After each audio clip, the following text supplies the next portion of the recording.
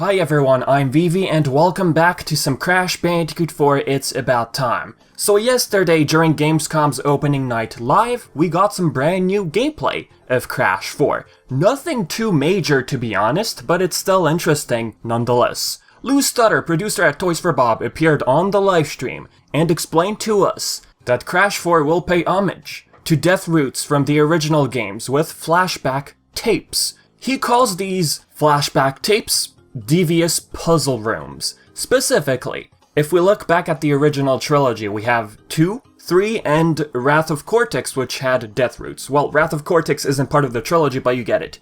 These death roots were originally bonus sections or alternate routes from the level, which would be unlocked by not dying until that death platform. These alternate routes in levels would typically be more challenging than the normal run you have in the level, and by completing these death routes you would always obtain a gem. Now looking at It's About Time, Studdert explained that we get to collect flashback tapes by not dying as well. That's basically where the idea of paying homage comes from, not dying in order to unlock an alternate route, you know, something more challenging than before.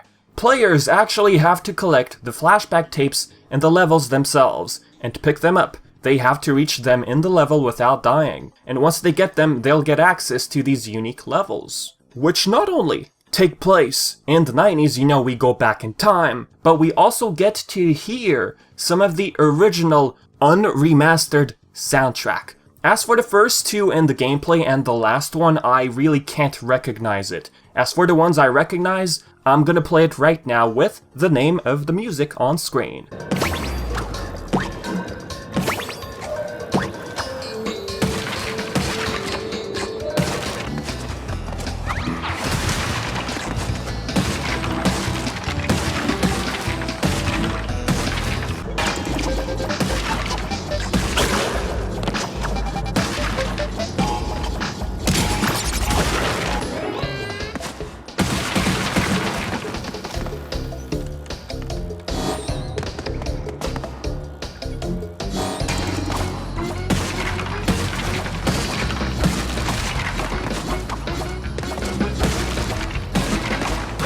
Now looking at the whole 2D layout, this for example reminds us of the Embryo bonus rounds from Crash 1, a bonus round that's more difficult than the regular one with Tana. So taking a deeper look at actual gameplay we enter January 1st, 1996, 10 past 9 PM. The original game was released in September 96. So in a way this is happening before the events of Crash 1. Studdert explained that these flashback levels dive into the history of the 90s. For example, the period before Crash was actually known as the Bandicoot we know. In other words, this is prior to Crash going through the Cortex Vortex, which failed in the end, as we saw in the cutscene in the first game. We kind of had this general idea of what if there was an amount of time in between, you know, Crash going through the Evolvo Ray before failing out of the Cortex Vortex?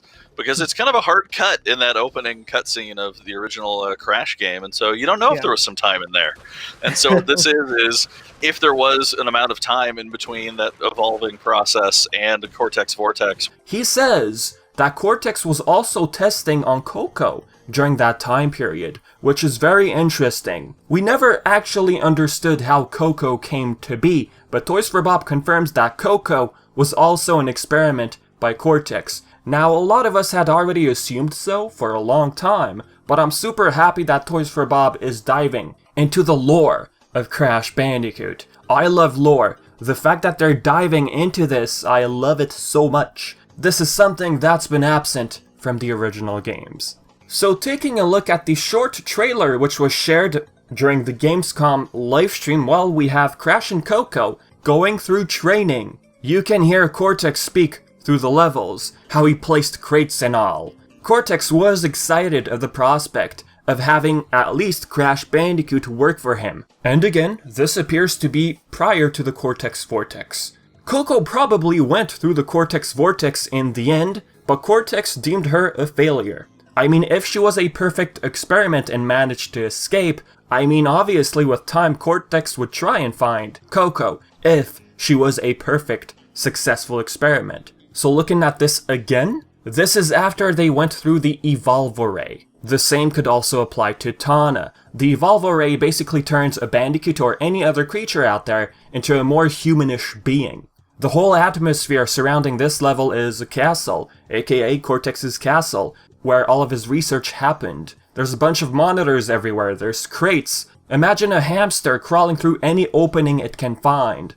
This part with Coco, we have a new crate with a limited number of jumps. As you jump, the meter in the arrow depletes and it turns into a Nitro crate eventually. And if you've noticed, this build, you have Nitro spelled fully. Before, if we go back to the State of Play trailer, or even before that, the first time the game was announced, Nitro was spelled with an N only. But looking at the State of Play trailer, it was a mixture of Nitro spelled fully and N. So yeah, this to me looks like the latest build. Paying attention to the background, we got some portraits. Okay, interesting. One seems to have makeup on its face. I'd like to assume that's someone part of the family. A clown with a pitchfork? I mean, it does look like makeup, white and black.